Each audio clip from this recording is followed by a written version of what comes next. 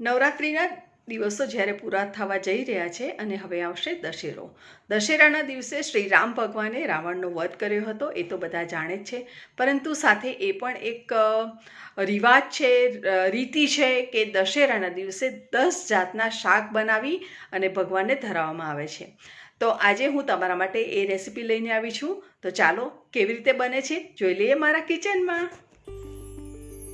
અહીંયા મેં 10 જાતના શાક લીધા છે અને બધા સુધારીને રેડી કરી દીધા છે. તો હું તમને બતાવી દઉં કે અહીંયા પહેલાં ચોળી લીધી છે. ચોળીનું પ્રમાણ મેં થોડું વધારે લીધું છે અને ચોળીને ખાસ 10 શાકની અંદર એને સ્થાન આપવાનું છે, કેમ કે ચોળી ખૂબ જ સુકનિયાળ કહેવાય છે. તો અહીંયા મેં લગભગ 100 ગ્રામ ચોળી, એક ગાજર લીધું છે, એક કેપ્સિકમ લીધું છે અને એક મોટું ટામેટું લીધું છે. લગભગ 100 ગ્રામ જેટલી તુવેર લીધી છે. તુવેરના દાણા છે, તમે જોઈ શકો છો, છોલીને તૈયાર કરી દીધા છે. વાલોળ પાપડીને પણ અહીંયા મેં લીધી છે અને વટાણા લીધા છે, વટાણાને પણ છોલી લીધા છે. સાથે ફ્લાવરના મોટા ટુકડા કરી લીધા છે અને રીંગણ અને બટાકું એક મોટું જેવું લીધું હતું અને એને છોલી અને આપણે સુધારી લીધું છે. અને 2 મીડિયમ સાઇઝના રીંગણ લીધા હતા અને એને પણ આપણે સુધારી અને મીઠાવાળા પાણીમાં મૂકી દીધા છે, જેથી કાળા ન પડે. ટોટલ 10 શાક થયા છે અને 10 શાકનું મેઝરમેન્ટ જોઈએ તો લગભગ 700 ગ્રામ જેટલું આ મેઝર થાય છે. તો ચાલો હવે આપણે એને બનાવવાની શરૂઆત કરીએ. એક પ્રેશર કુકર લઈશું અને એની અંદર આપણે લગભગ 5 કપ જેટલું તેલ ઉમેરીશું. તેલ થોડું આગળ પડતું રાખવાનું છે, જેથી કરીને શાકનો ટેસ્ટ સરસ આવશે. 1 ચમચી રાઈ તતડવા લાગે એટલે આપણે એની અંદર ઉમેરી લીધી છે લગભગ ½ ટીસ્પૂન જેટલી હિંગ અને 1 ટીસ્પૂન જેટલી હળદર. ત્યારબાદ આપણે સૌથી પહેલાં ઉમેરીશું તુવેરના દાણા અને તરત જ આપણે ઢાંકણું બંધ કરીશું, જેથી કરીને તુવેરના દાણા બહાર ઉડી ન જાય અને કિચન ખરાબ ન થાય. ત્યારબાદ આપણે ઉમેરીશું ચોળી અને ત્યારબાદ આપણે વાલોળ પાપડી ઉમેરી લઈશું અને આ ત્રણેય શાકને થોડીવાર આપણે લગભગ 1 મિનિટ માટે સાંતળી લઈશું.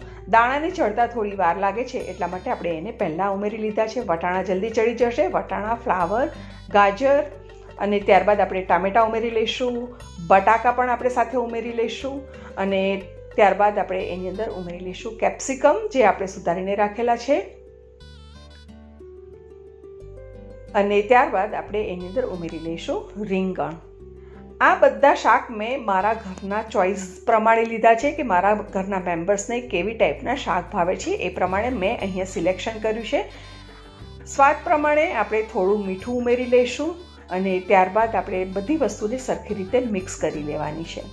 આ શાક ખૂબ જ સરસ લાગે છે અને દશેરાના દિવસે 10 જાતના શાક બનાવવાનું ખૂબ જ મહત્ત્વ છે.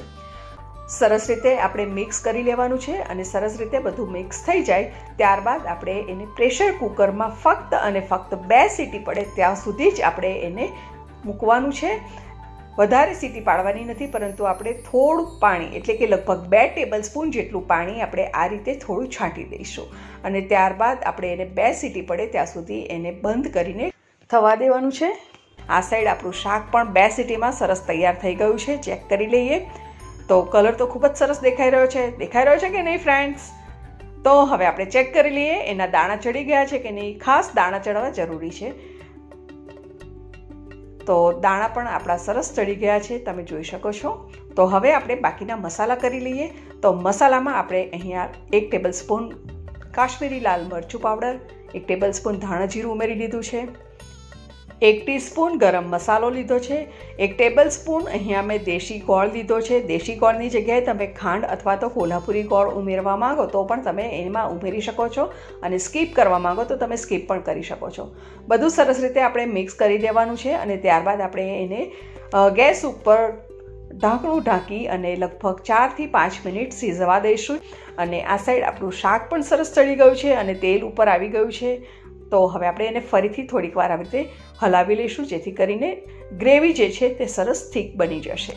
અને ત્યારબાદ આપણે કોથમીર ઉમેરીને સર્વ કરીએ. તો ફ્રેન્ડ્સ, અહીંયા મેં દાળ ભાત બનાવ્યા છે, પરંતુ એનો વિડીયો મેં લીધો નથી અને તમને બતાવ્યો નથી, પરંતુ હું તમને નીચે ડિસ્ક્રિપ્શન બોક્સમાં લિંક આપી દઈશ, તો તમે ત્યાંથી જોઈ શકો છો કે કેવી રીતે દાળ ભાત બની શકે છે. તો અહીંયા મેં કંસાર પણ બનાવી દીધો છે અને એની ઉપર આપણે સરસ રીતે ખાંડ ઉમેરી લઈશું અને ભરપૂર માત્રામાં ઘી ઉમેરીશું. જેટલું ઘી વધારે હશે એટલો જ કંસાર ખાવાની મજા આવશે. અને કોઈ પણ પ્રસંગ હોય અને આપણે ગુજરાતીઓ શુભ પ્રસંગે શુભ તહેવારે કંસાર ન બનાવીએ તો કેમ ચાલે? તો આપણી આ થાળી બનીને તૈયાર થઈ ગઈ છે અને ખૂબ જ સરસ અને સ્વાદિષ્ટ સરળ રેસીપી અને થાળી આપણી તૈયાર છે. તો ચોક્કસ તમને આ થાળી કેવી લાગી મને તમારા કોમેન્ટ્સ જરૂરથી જોઈએ છે અને મારે જાણવું છે કે તમને આ 10 જાતના શાકની રેસીપી કેવી લાગી. તમે તમારા ચોઈસના તમારા ફેમિલીને ભાવતા શાકભાજી મિક્સ કરીને પણ તમે બનાવી શકો છો આ શાક.